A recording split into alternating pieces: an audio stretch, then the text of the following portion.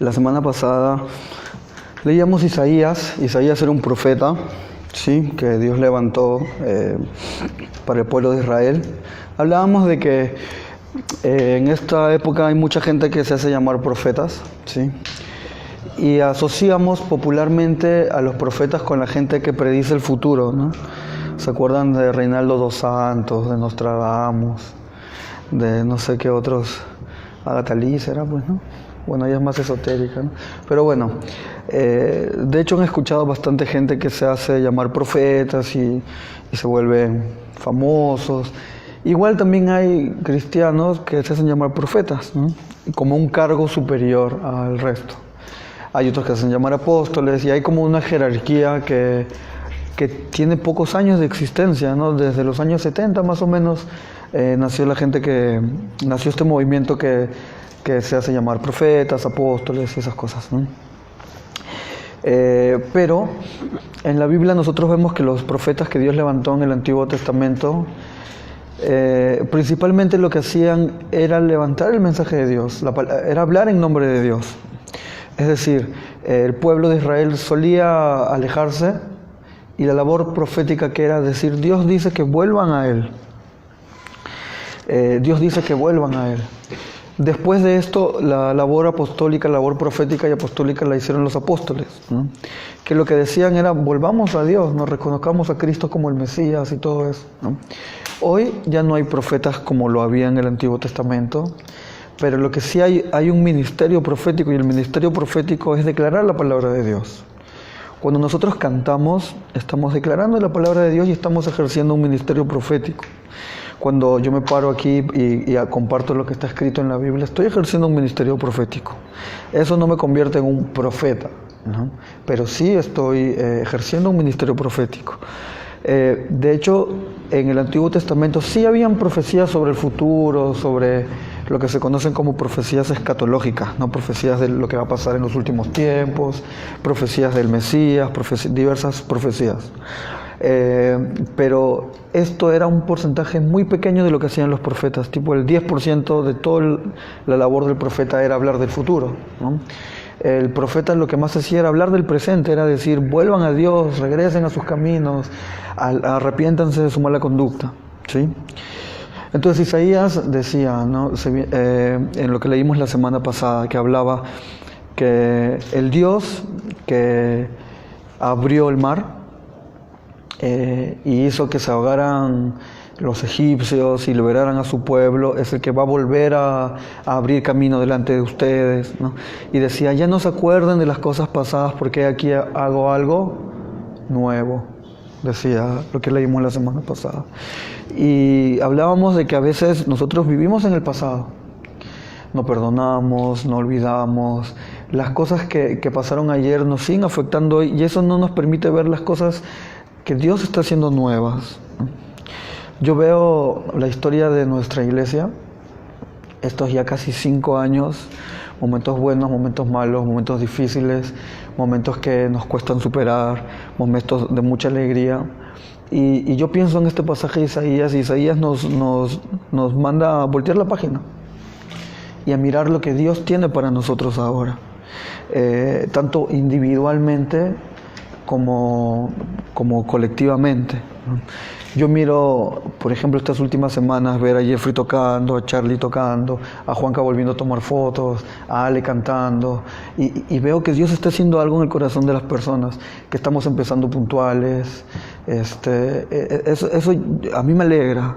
Hoy día la alabanza ha estado muy bonita, he escuchado mucho las voces, y yo siento que Dios está haciendo la obra en nosotros, y que estas cosas nos llenen de expectativa, ¿no? Hace algunas semanas ya les comentaba de la posibilidad, que ya es prácticamente un hecho, de poder tener un local en Barranco, ¿no? Que se encontró el local, se preguntó: oye, ¿cuánto cobras por alquilar el lugar? Nos dijeron: ¿para qué? Es para una iglesia. Pueden usarlo gratis cuando quieran. Y es como, y un local bonito, céntrico, y nosotros hemos estado queriendo mucho, orando mucho por ya dejar de estar aquí, porque si bien yo siempre digo algo, es bueno estar aquí en el sentido de que si Juanchi se hace un viaje de 2 horas desde Comas hasta acá, porque él quiere estar aquí. Si hay gente que se viene de San Borja, de Magdalena, de diferentes distritos de Lima para estar aquí, habiendo iglesias cerca de sus casas, es porque realmente son parte de aquí. Y probablemente en otros lugares no es el lugar que Dios tiene para ustedes, ¿no? Pero por otro lado, hay gente que no es parte de aquí y que podría venir y podría comenzar a caminar con Dios si nosotros estuviéramos más cerca. Entonces, desde el punto de vista de evangelismo, de consolidar gente, estar aquí es un límite. Es un límite. Entonces yo creo que, de hecho yo estoy actuando en fe al pensar en salir de aquí, porque eso requiere dinero, eso requiere más fuerzas, eso requiere más manos, eso requiere más compromiso, y yo no sé si podamos hacerlo, porque si lo pienso en lo que tenemos hoy, yo digo, no lo hacemos. Pero lo que sí sé es que yo voy a dar más de lo que doy, y lo que también sé es que nosotros tenemos que dar lo que podemos dar, lo que Dios ponga para dar, y esforzarnos por eso, y Dios se va a encargar de hacer el resto, ¿no? Entonces realmente hagamos este paso de fe juntos, sintamos que es un riesgo que asumimos en Dios, ¿no? ¿Por qué? Porque el que nos provee no es nuestro trabajo, ¿no? Nuestro trabajo es un medio que Dios utiliza para proveernos. La iglesia no la sostenemos nosotros, la sostiene Dios a través de nosotros. Entonces, si todos, no sé, por X motivo no colaboran fielmente como Dios quisiera que lo hagan, igual la obra de Dios no para. O sea, nosotros vamos a seguir siendo iglesia.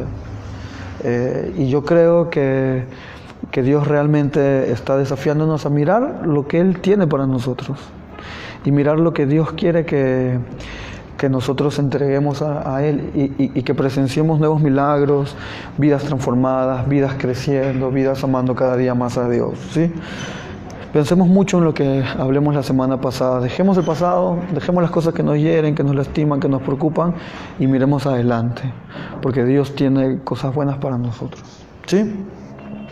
Hoy día voy a hablar sobre Corintios, el capítulo 1, 1 Corintios 1:18, y voy a hablar sobre algo que nunca pasa de moda y que de tiempo en tiempo lo vamos a volver a revisar, a profundizar y a volver a sensibilizarnos sobre estas cosas, que es lo que significa para nosotros la cruz de Cristo.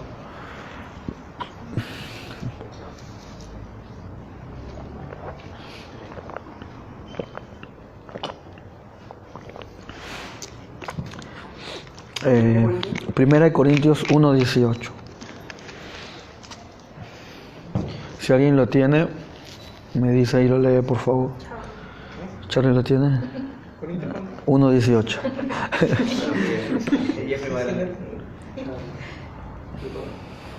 La palabra de la cruz es locura a los que se pierden, pero a los que se salvan, esto es, a nosotros, es poder de Dios.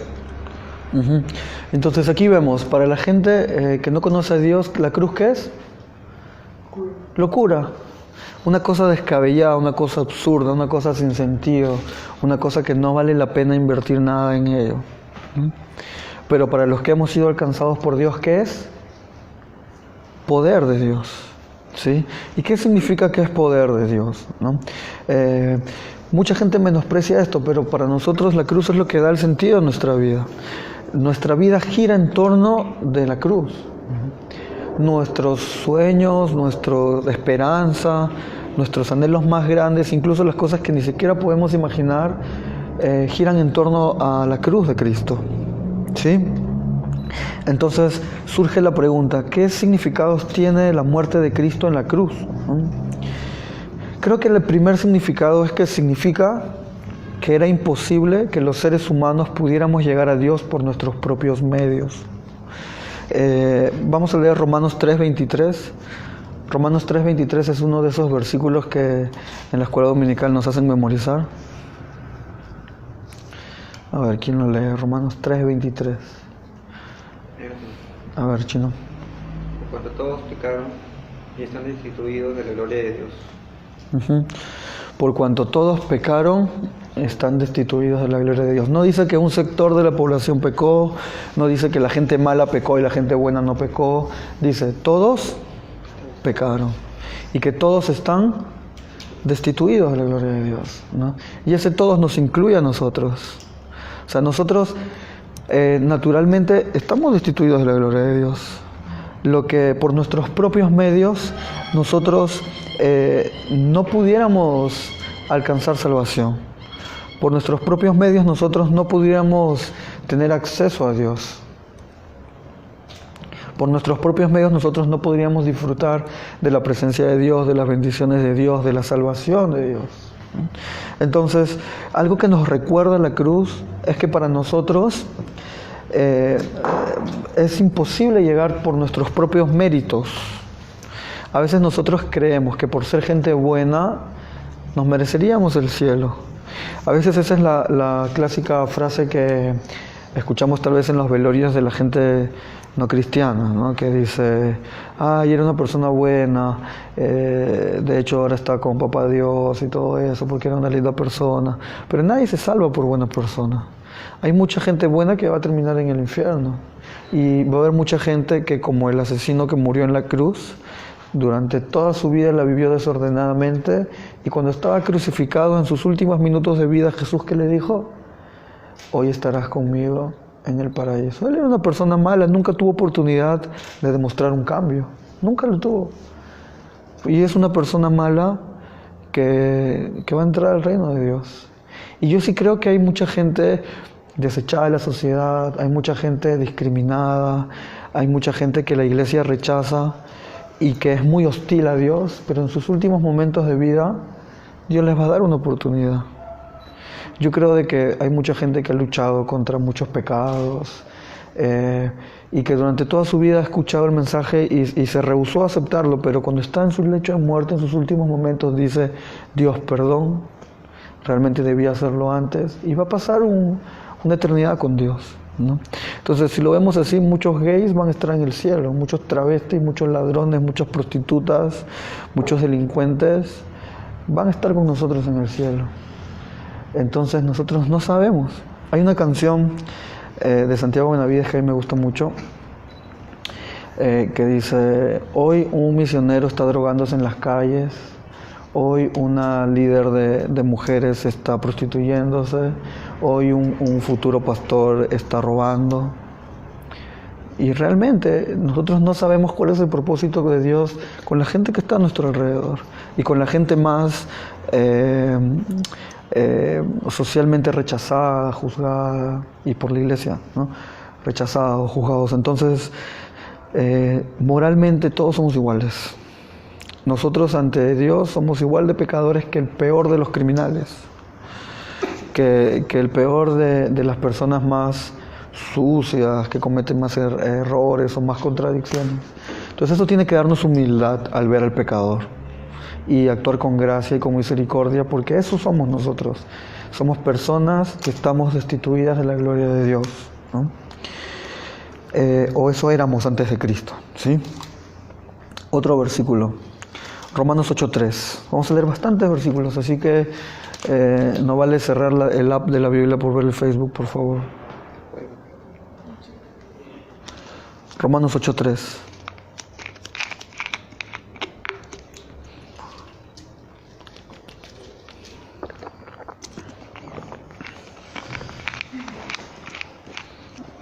¿Quién lo lee? ¿Lo tienes, Dani? Porfa, 8:3. Porque Dios ha hecho lo que para la ley, porque Dios ha hecho lo que para la ley era imposible hacer, debido a que era débil por su naturaleza pecaminosa. Por causa del pecado envió a su Hijo en una condición semejante a la del hombre pecador, y de esa manera condenó al pecado en la carne. Durante el Antiguo Testamento se habla de las leyes, ¿no? Que la ley era una serie de ritos que el pueblo de Dios tenía que guardar para obtener salvación, ¿no? Uno de esos ritos era matar un cordero que lo que pasaba era que tus pecados se traspasaban al cordero, y como la paga del pecado es la muerte, ese cordero moría como un sacrificio para expiar tus pecados, ¿no? Para que tú no mueras tenía que morir un cordero que tenía que ser puro, sin manchas.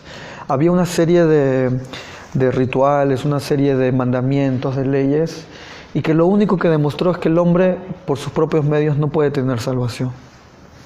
Que realmente nosotros, bajo esas leyes, ningún hombre era capaz de cumplirla, es capaz de cumplirla, ¿sí? La ley es buena, la ley es perfecta, pero para nosotros es imposible cumplirla.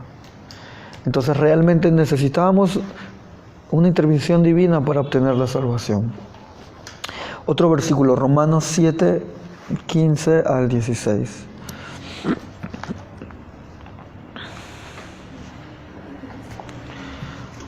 A ver, Anita, ¿lo puedes leer tú? Romanos 7, 15, 16. Uh-huh.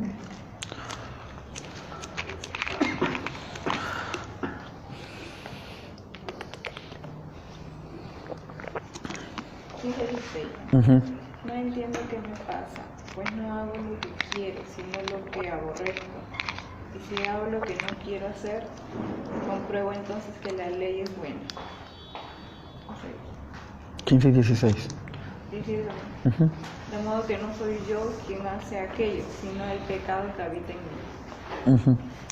Entonces ahí Pablo está diciendo, a veces el mal que no quiero hacer hago, y el bien que quiero no lo hago.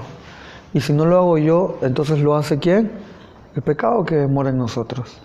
A veces hemos agarrado este versículo como justificación, ¿no? Uy, si somos pecadores, entonces como somos pecadores, las cosas nos salen mal y hacemos el mal y todo eso.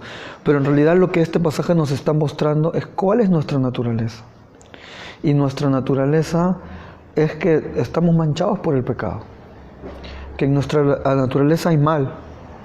Entonces, este versículo no es una justificación para decir, uy, el mal que no quiero hacer, eso hago, miserable de mí, ¿quién me librará de este cuerpo de muerte? Como decía Pablo, ¿no?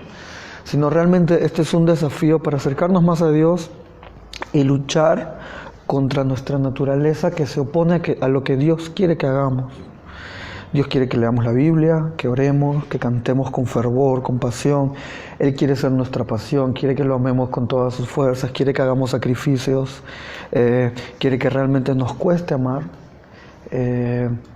Pero nuestro pecado nos dice no separes tiempo para Dios, no ores, no leas la Biblia, quédate durmiendo, no crees disciplinas. Pon cualquier excusa es válida para hacer otras cosas, tu trabajo es más importante que tu fe o cosas así. Eso es lo que dice nuestra naturaleza pecaminosa. Pero eso que es una alerta de algo que está sucediendo en nosotros, ¿para qué? Para que nosotros alimentemos nuestro espíritu y luchemos y matemos a ese viejo hombre. Matemos a esa naturaleza, que la tenemos. Ninguno de nosotros puede decir que no la tiene. Entonces, realmente, por nuestros propios méritos, es imposible llegar a Dios. Otro versículo, 1 de Pedro 3:18. Carlita.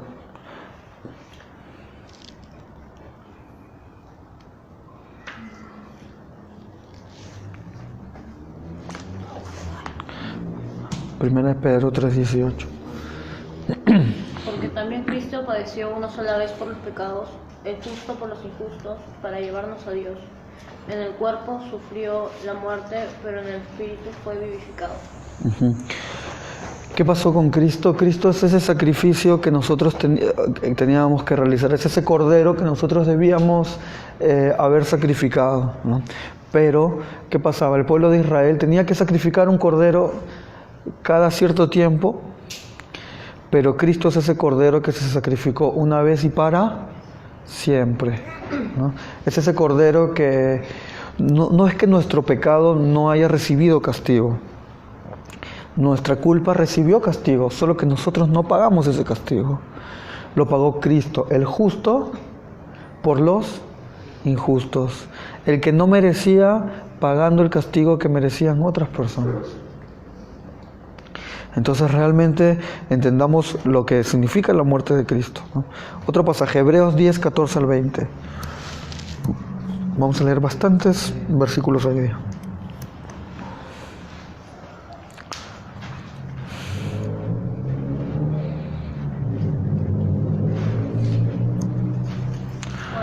Hebreos capítulo 10, 14 al 20.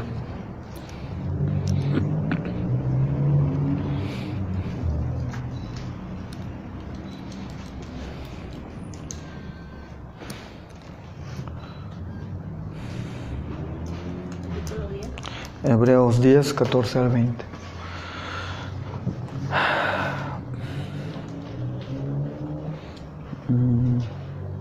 A ver, Carla, ¿lo tienes? Sí. A ver, por favor. Él, por medio de una sola ofrenda, hizo perfectos para siempre a los santificados. De esto nos da testimonio el Espíritu Santo, pues primero dice, el Señor ha dicho, este es el pacto que haré con ellos, después de aquellos días. Pondré mis leyes en su corazón y las escribiré en su mente. Y luego añade, y nunca más me acordaré de sus pecados y transgresiones. Cuando los pecados ya han sido perdonados, no hay más necesidad de presentar ofrendas por el pecado. Hermanos, puesto que con toda libertad podemos entrar en el lugar santísimo por la sangre de Jesucristo, por el camino nuevo y vivo que Él nos abrió a través del velo, es decir, de su propio cuerpo. Este pasaje es uno de los pasajes que yo encuentro más lindos y más profundos que hablan sobre la cruz, ¿no? Y dice cosas tan bonitas como que Dios nos ve perfectos. Y eso es bastante confrontante cuando nosotros nos vemos a nosotros mismos y vemos nuestras imperfecciones, vemos nuestras contradicciones, nuestros miedos, nuestras dudas, nuestras incongruencias, nuestras luchas. Pero luego leemos esto y vemos que Dios nos ve perfectos. Y nos ve perfectos, ¿por qué?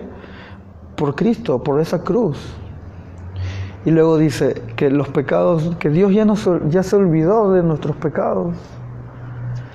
Y que lo que ha sido perdonado, simplemente Dios lo borró y no cuenta más. Es decir, cada vez que tú te sientas o te arrodillas o te vas a algún lugar a orar y dices, Dios, perdón, ya fue todo. Dios realmente se olvidó. Dios realmente no lo toma en cuenta. O sea, piensen en eso, piensen en ese amor, esa bondad de Dios, ¿no? Y dice que nosotros tenemos libre acceso a Dios. En el Antiguo Testamento, la presencia de Dios estaba en el lugar santísimo del tabernáculo. Y solamente podría entrar el sumo sacerdote en perfecta pureza a ese lugar, tanto pureza física, había todo un lugar que se llamaba el lavacro. El lavacro era un lugar donde el sacerdote se bañaba y donde utilizaba la ropa más fina, más limpia. ¿Para qué? Para poder entrar en la presencia de Dios. Si él no estaba limpio de pecado, si él no estaba limpio físicamente, moría. Y claro, y le ponían una campanita para que desde afuera escuchen si el sumo sacerdote había sobrevivido a la presencia de Dios. Y tenía una pitita donde de afuera jalaban para ver si seguía vivo el sumo sacerdote. Entonces cuando veían que la campanita ya no sonaba y que jalaban y el sumo sacerdote no... ¿Cómo? Estaba duro, yo fui. Claro, estaba muerto, pues entonces ¿qué hacían? Lo sacaban, no podían entrar a sacarlo porque morían. Entonces lo jalaban con la soga, ¿no? Ahora, imagínense la alegría del pueblo de Dios cuando el sumo sacerdote salía, porque eso significaba que los pecados del pueblo habían sido perdonados. Miren eso. Pero cuando murió Jesús, Jesús dijo, ¿cuál fue la última palabra de Jesús en la cruz? Consumado. Consumado es, en tus manos encomiendo mi espíritu, ¿no? Y esa frase, consumado es, y dice la Biblia que el velo que separaba la presencia de Dios, el velo del templo, se rasgó.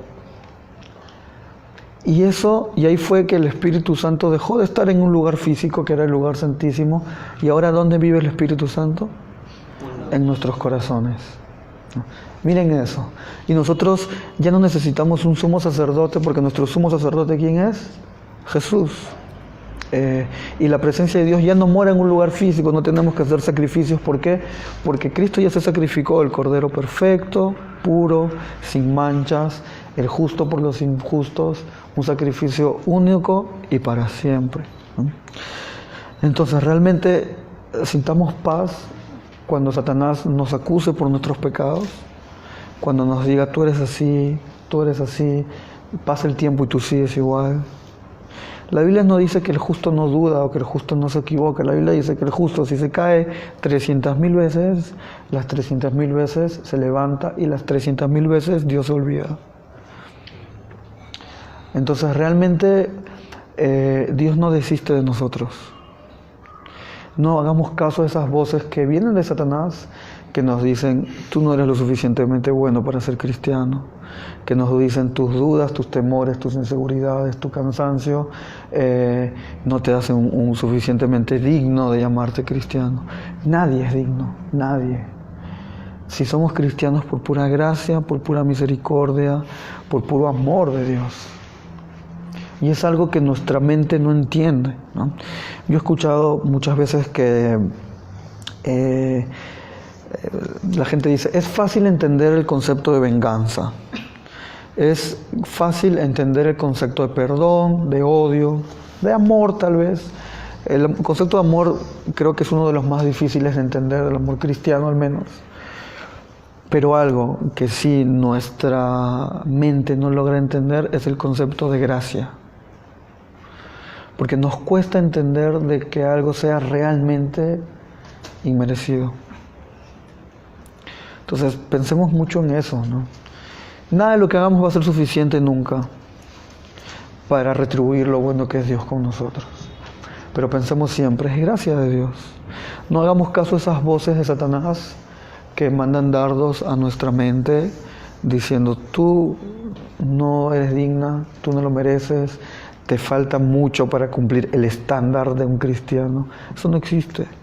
Dios quiere que nosotros vivamos en santidad, Dios quiere que nosotros nos alejemos del pecado, pero nunca lo que hagamos nos hace suficientemente puros o dignos.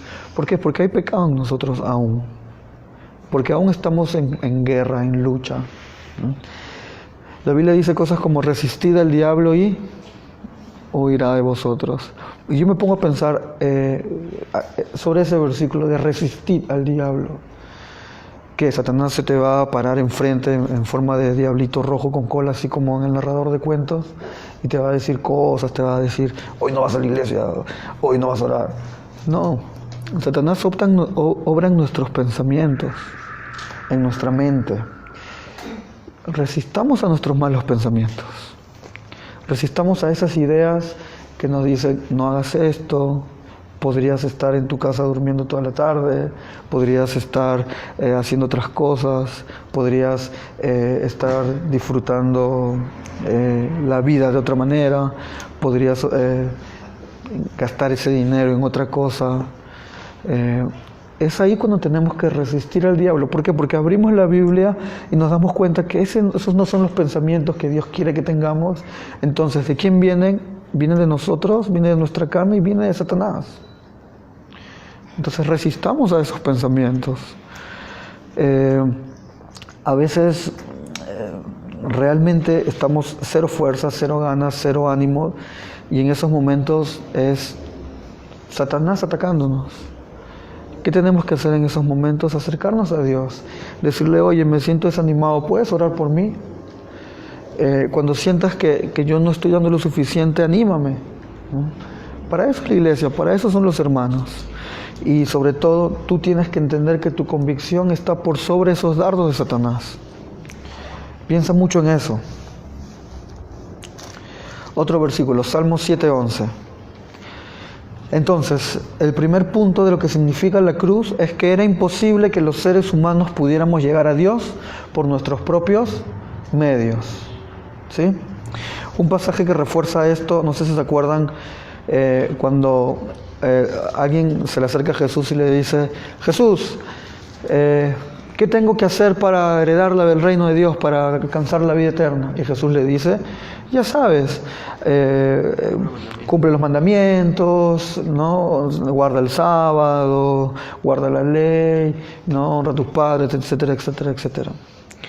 Y Jesús le dice, no, y el tipo le responde, Señor, pero esto lo he hecho toda mi vida. Y Jesús le dice, pero te falta una cosa. Vende todo lo que tienes y dáselo a los pobres. Y el hombre que era rico, que tenía muchas riquezas, dice que se fue triste, ¿no? Y Jesús dice sí, qué imposible es para un rico entrar en el reino de Dios. Es más fácil que un camello entre por el ojo de una aguja, ¿no? Ahora, no se refería a la agujita de coser, ¿ya? Se refería a una puertita chiquita, ¿no? De barro. Pero si fuera una agujita de coser, igual se aplica, igual funciona, porque es una hipérbole, no es una exageración, funciona. Entonces, imaginemos que es una agujita, ya, para que funcione tal vez más actual, porque nosotros no conocemos esa puertita, ¿no? Jesús dice así, qué difícil es entrar al reino de Dios a un rico, pero lo que es imposible para el hombre es posible para Dios. Lo que Jesús está diciendo no es que el rico no va a entrar al reino de Dios, lo que está diciendo es que es imposible que un rico y también un pobre, por sus propios medios, entre a Dios, entre al reino de Dios. Pero lo que es imposible para el hombre, o sea, la salvación, es posible para Dios, ¿sí? Entonces, ¿qué significa la cruz? En este primer punto, que es imposible para nosotros llegar a Dios por nuestros propios méritos. Salmo 7:11. A ver, vamos a hacer algo, ¿ya? Voy a repartir versículos. Rebeca, Salmo 7:11. Anita, Romanos 5:10. Juanchi, 2 Corintios 5:18 y 19. ¿Sí? Salmo 7:11, Romanos 5:10, 2 Corintios 5:18 y 19. Salmos, Rebeca. Mi escudo es Dios, que salva a los rectos de corazón. ¿Ese es Salmo 111? 7:11. Por eso. Dios es, A ver, léelo tú. 7:11. Dios es un juez justo, siempre enojado con la gente. Ese. ¿Qué dice? Dios es un juez justo. ¿Estás leyendo que la Biblia? Dios ha hablado de seguro. ¿Qué versión es? Fíjate. El 10 sí dice que es mi escudo. No, pero hay algunas Biblias que cambian algunos versículos de Salmo. Ah, los ambientes. Sí. Sí. Sí. Ya. ¿Qué versión es? Nácar Colunga, seguro. ¿Qué versión? Fíjate en la primera parte. ¿Qué dice?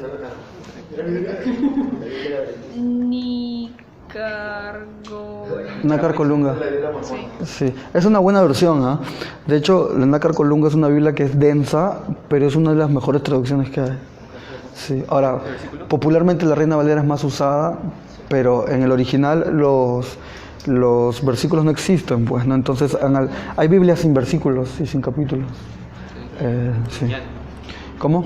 Claro, hay traducciones literales, hay paráfrasis, ¿no? Hay versiones. Por ejemplo, la Reina Valera es una traducción, ¿no? La TLA es una paráfrasis. Ahí cambia, ¿no? Hay que... bueno, luego estudiaremos eso. Es interesante. Ya. Dice que la ira de Dios está con los... ¿Llega? 7:11. Dios es un Juez justo, siempre enojado con la gente malvada. siempre enojado con la gente malvada, ¿sí? Entonces, Romanos 5:10, Anita. 5:10.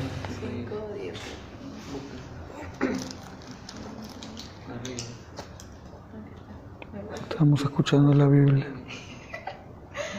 Por si Romanos 5:10. cuando éramos enemigos de Dios, fuimos reconciliados con Él mediante la muerte de su Hijo. Mucho más ahora que estamos reconciliados, seremos salvados por su vida. Dice que éramos enemigos de Dios, ¿no? A veces decimos esta frase: Dios ama al pecador, pero aborrece el pecado. Esa frase, de hecho, Dios ama su creación, ¿no? Dios ama lo que Él creó, Pero también la Biblia dice que Dios está irado con el que hace el mal. Dios dice que aborrece al pecador. No dice que aborrece al pecado, dice que aborrece al pecador. Entonces, esa frase, si bien Dios ama su creación por el sol, y ahí está la doctrina de la gracia común, ¿no? De que el sol sale para justos y para injustos, eso dice la Biblia, al mismo tiempo Dios aborrece a los que hacen el mal. Y nosotros éramos enemigos de Dios antes de conocer a Dios, ¿sí? Pero ahora hemos sido, hay una palabra clave que es reconciliados, ¿no? 2 Corintios, Juanchi. Dice, y todo esto proviene de Dios, y nos reconcilió consigo mismo a través de Cristo, y nos dio el ministerio de la reconciliación. Esto quiere decir que en Cristo Dios estaba reconciliando al mundo consigo mismo, sin tomarles en cuenta sus pecados, que a nosotros nos encargó el mensaje de la reconciliación. Entonces aquí la palabra clave es reconciliación. Nosotros éramos enemigos de Dios, y solamente la muerte de Cristo nos pudo reconciliar. Y cuando hemos sido reconciliados con Dios, Dios nos dio el ministerio de la reconciliación, es decir, nos dio la responsabilidad de reconciliar, de llevar el mensaje de reconciliación, ¿no? De hablar al pecador a que se reconcilie con Dios y que ese pecador se reconcilie con la creación, se reconcilie con su familia, con sus amigos, con todas las personas con las cuales ha tenido peleas o pleitos, y que ayudemos a que la creación, a que Dios se reconcilie a que el hombre se reconcilie con Dios, ¿no? Ese es nuestro propósito. Nosotros hemos sido reconciliados, ¿para qué? Para reconciliar, ¿sí? Entonces nosotros éramos enemigos de Dios, estábamos peleados con Dios, y la muerte de Cristo nos pudo reconciliar, ¿sí? A ver, más versículos. Raúl, Juan 8, 34. Yeca, Romanos 7, 17. Juan 8, 34. Rauletti.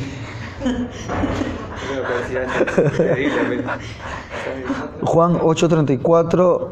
Yeca, Romanos 7, 17. Charlie, Salmos 49, 6, 8. Gálatas 1, 3, 4, Carla. Jeffrey, Efesios 1, 7. Rebeca, 1 de Pedro 1, 18, 20. Juanchi, Gálatas 5, 1. ¿1 de Pedro qué? 1 de Pedro 1, 18 al 20.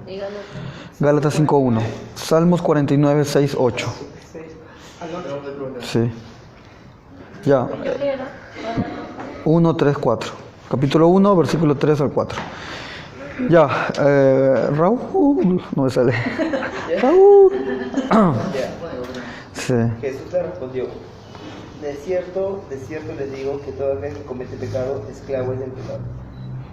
Romanos 7, 17. De modo que no soy yo quien hace aquello, sino el pecado que habita en mí. ¿Qué dice? Que nosotros éramos esclavos del pecado, ¿sí? Luego vamos a analizar ese concepto de redención, ¿sí? Charlie, sí. Los que confían en sus bienes y de sus muchas riquezas se jactan, ninguno de ellos podrá en ninguna manera redimir al hermano ni pagar a Dios su rescate, pues la redención de su vida es de tan alto precio que no se logrará jamás. La redención es de tal alto precio. ¿Saben qué era la redención? Era de que en esa época habían esclavos, pero tú eras buena gente, ibas, lo comprabas y lo dejabas libre. Eso era redención, ¿sí? Gálatas. Que tengan gracia y paz de Dios el Padre y de nuestro Señor Jesucristo, el cual se dio a sí mismo por nuestros pecados para librarnos del presente siglo malo, conforme a la voluntad de nuestro Dios y Padre. Jeffrey. En quien tenemos redención por su sangre, el perdón de los pecados, según las riquezas de su gracia. Rebequita. 17. 18 y 20. 18 al 20. Uy, pero... Comprueben, ya compré. Dale. Considerando que habéis sido rescatados de vuestro vano vivir, según la tradición de vuestros padres, no con plata y oro corruptibles, sino con la sangre preciosa de Cristo, como cordero sin defecto ni mancha, ya conocido antes de la creación del mundo y manifestado al fin de los tiempos por amor vuestro. Gálatas 5:1. Manténganse pues firmes en la libertad, porque Cristo nos hizo libres. No se sometan otra vez al yugo de la esclavitud. Aquí está hablando de conceptos de esclavitud, redención, pago, ¿sí? Nosotros éramos esclavos de pecado. ¿Quién pagó por nosotros? Cristo. ¿Y qué nos dio Cristo? Si éramos esclavos nos dio libertad, ¿sí? ¿Cierto? Hay una historia, no sé si la hayan escuchado, que para mí habla bonito de cómo pertenecemos a Dios, ¿no? Y de esta compra que Dios hizo con nosotros. Y yo me acuerdo que la historia era de un niñito que él construyó un barco. Y le gustaba, iba al lago que había por su casa y le gustaba poner el barquito a navegar, y era su juguete favorito, el más querido, el preferido, ¿no? Después de eso, el barquito un día, no sé, pasó algo y se fue y no pudo regresarlo y lo perdió, y el niño pasó mucho tiempo triste porque era el barquito que él hizo con sus propias manos, y lo quería mucho y eso, ¿no? Y dice que pasó algún tiempo y encontró el barquito en una tienda. Y él se dio cuenta de que era su barquito el que él había hecho y el que había perdido.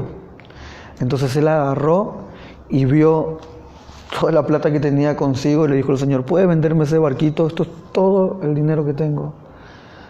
Y el señor de la tienda le dio el barquito y el niño se fue súper contento porque recuperó el barquito que había perdido y que había construido, ¿no? Y el niño dijo así, le dijo al barquito: tú eres doblemente mío, porque yo te hice y porque yo te compré. Y eso es lo que somos de Dios, en Dios. Nosotros somos doblemente de Dios, porque Dios nos hizo, nos alejamos, nos rebelamos, Dios se afligió por vernos lejos de Él, pero luego Él, ¿qué hizo? Nos compró y nos sacó de esa esclavitud, nos compró como esclavos y nos hizo libres. Él pagó el precio por nosotros. Él nos hizo y también nos compró, ¿no? Y por eso hemos sido redimidos en Dios. Las palabras griegas que se usan para redención son tres. Una es agorazo, que la traducción literal es comprar en el mercado de esclavos. Exagorazo, que es sacar del mercado y liberar. Y lutro, que es comprar un esclavo con la finalidad de darnos libertad. Romanos 8:15, rapidito, ya falta poco, ¿ya?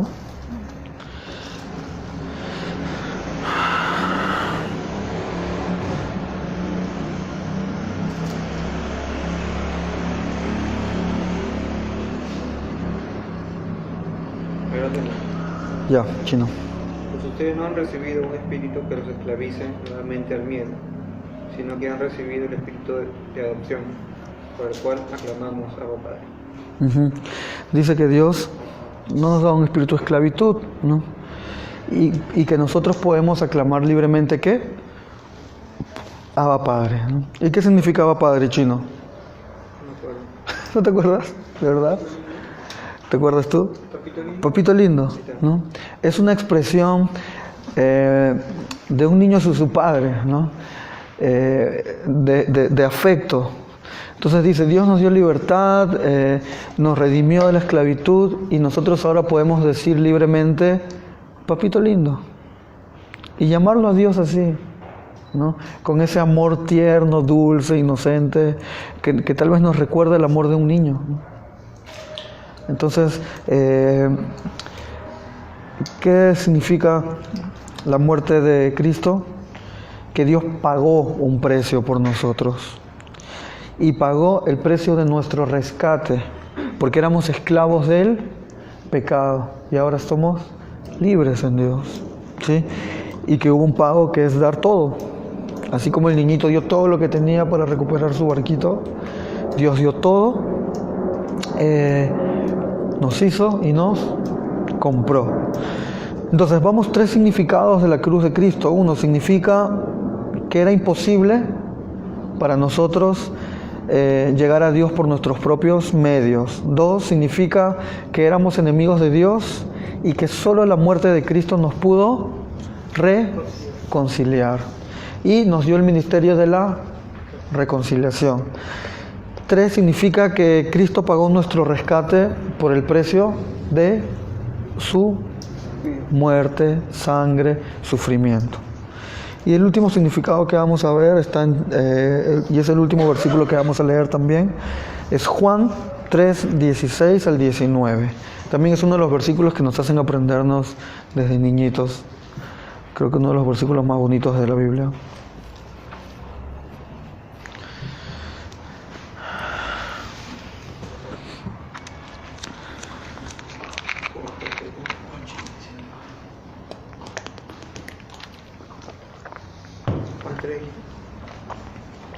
Juan 3, 16 al 19.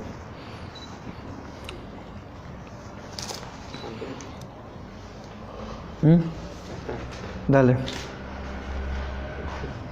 Porque de tal manera amó Dios al mundo que ha dado a su Hijo unigénito, para que todo aquel que en él cree no se pierda, sino que tenga vida eterna. Porque Dios no envió a su Hijo al mundo para condenar al mundo, sino para que el mundo sea salvo por él. El que en él cree no es condenado, pero el que no cree ya ha sido condenado, porque no ha creído en el nombre del unigénito Hijo de Dios. Y esta es la condenación, que la luz vino al mundo, pero los hombres amaron más las tinieblas que la luz, porque sus obras eran malas. Sí. Entonces aquí la cruz tiene 2 significados. Para los que hemos decidido seguir a Dios, por los que hemos sido redimidos por Dios, significa salvación. Y para los que no han creído significa condenación, ¿no? Entonces, la cruz de Cristo es vida y muerte. La cruz de Cristo nos muestra lo maravilloso que es Dios, lo bueno, lo misericordioso y lo oscuro que es el corazón del hombre. Un último versículo, Deuteronomio 30, 19.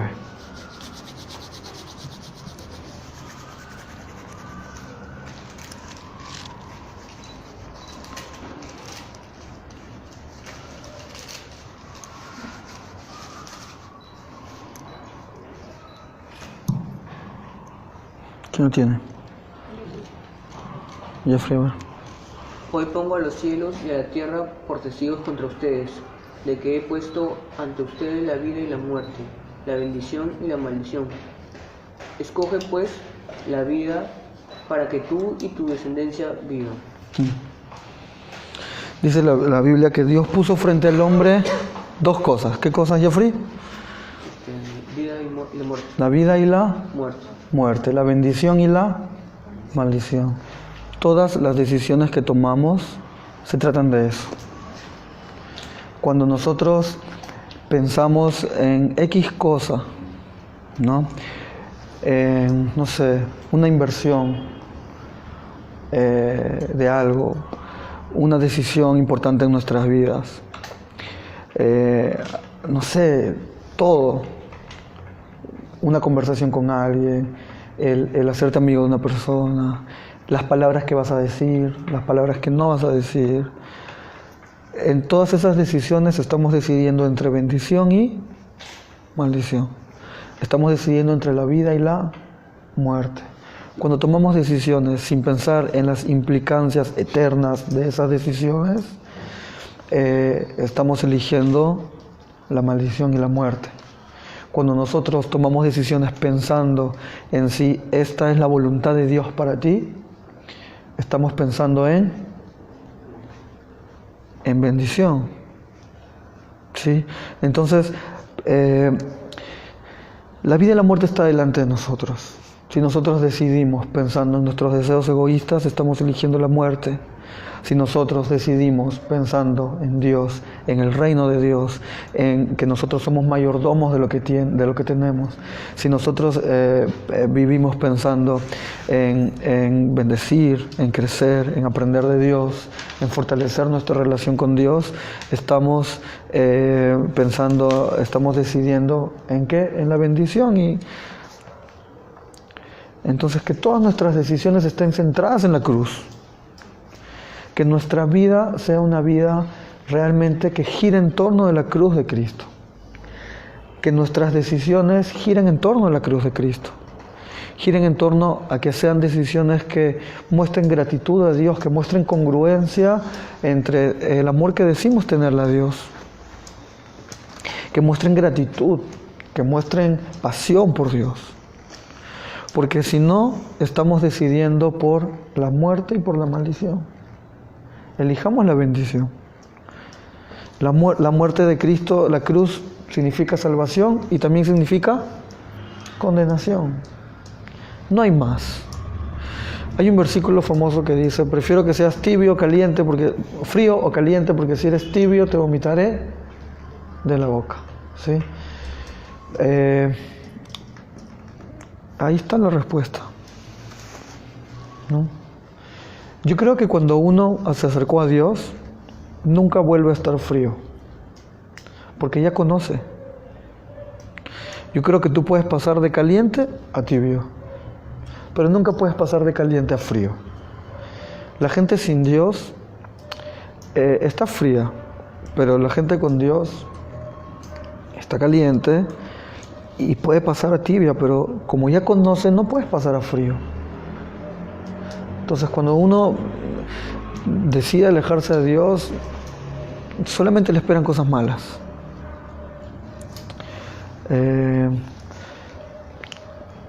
La Biblia nos muestra el camino. Dios nos ha mostrado el camino. No seamos necios. A veces parecemos necios. A veces sabemos que esto nos lleva a un lugar malo, que nos va a lastimar, que nos aleja del propósito de Dios, que nos aleja del camino de Dios. Y aún así decidimos optar por eso. Eso es de necios. No seamos necios. Realmente amemos a Dios con toda nuestra mente, con todo nuestro corazón. Y vivamos una vida centrada en la cruz de Cristo.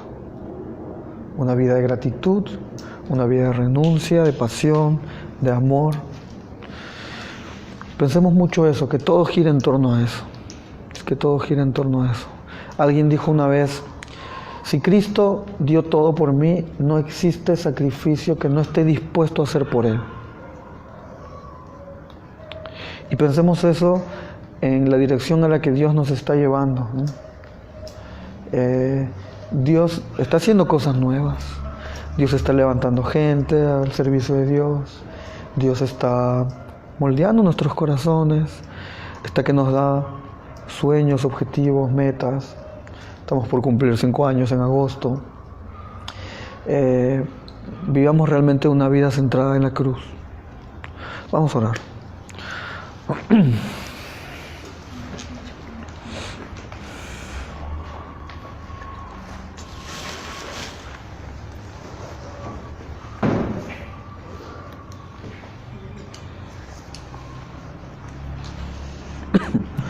Dios, gracias por este día, Señor, en el cual estamos aquí reunidos y hemos podido disfrutar de tu presencia, de estar reunidos en tu presencia como tu pueblo, como tu cuerpo. Gracias por el bonito tiempo de alabanza que hemos tenido, de poder escuchar las voces elevadas hacia ti, Señor, y poder participar de este coro de tu pueblo hacia ti, Señor.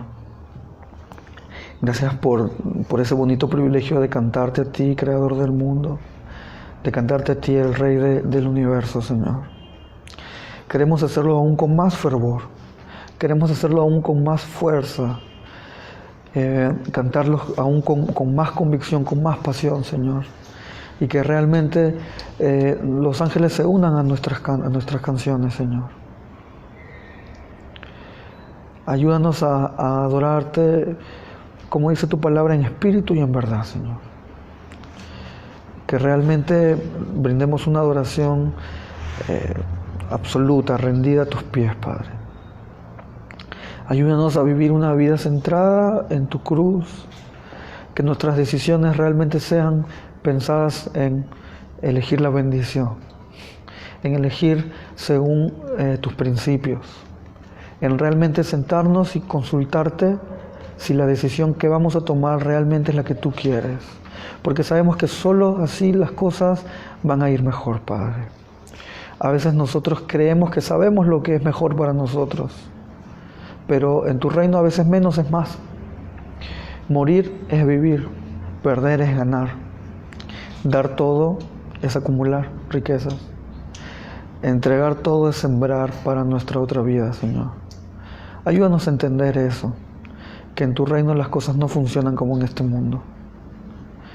Ayúdanos a tomar mejores decisiones, a elegir la vida y no la muerte, a caminar según tus principios y no según a nuestros deseos egoístas o en lo que creemos que es mejor para nosotros. Gracias por ese amor tan grande de entregar tu vida como sacrificio para redención de nuestras almas, Padre. Gracias porque tú nos ves puros y perfectos a pesar de que nosotros aún estamos luchando con muchas cosas y seguiremos luchando, Señor. Gracias por lo bonito que es poder saber que tú te olvidas de nuestros pecados cuando han sido perdonados, Señor. Gracias porque podemos sentirnos confiados de que a pesar de nuestra maldad, tú nos amas, nos perdonas y nos ves con la santidad que solamente podemos obtener a través de Cristo, Señor. No permitas que Satanás anide nuestros pensamientos. Ayúdanos a resistir al diablo, Señor, para que huya de nosotros. Te amamos mucho y gracias por este tiempo, gracias por la dirección a donde tú nos estás llevando. Gracias por lo que tú vas a hacer con nosotros y porque nos llenas de expectativa a los nuevos tiempos que se vienen, Señor. Ayúdanos a ser sabios, a ser diligentes, a tomar decisiones pensadas en ti, a hacer los cambios que tengamos que hacer, a reforzar las cosas que tengamos que reforzar y sobre todo a dar más de lo que damos para ti, Señor. Sabemos que tú vas a ir trayendo a este grupo a las personas que tú quieras salvar, Señor. Y te agradecemos infinitamente por eso. Te agradecemos porque tú haces una obra. Podemos verlo, podemos ser testigos de los milagros que haces en el corazón de cada uno. Perdónanos por las veces que nuestros corazones se endurecen, se enfrían, dudan y fluctúan, Señor. Hoy nos aferramos nuevamente a ti, nos olvidamos de todo lo que pasó y miramos hacia adelante. Y renovamos ese compromiso que tenemos contigo de darlo todo, no dar una parte, porque tú no mereces eso. Tú mereces todo, Señor. Gracias, Padre. En el nombre de Jesús. Amén.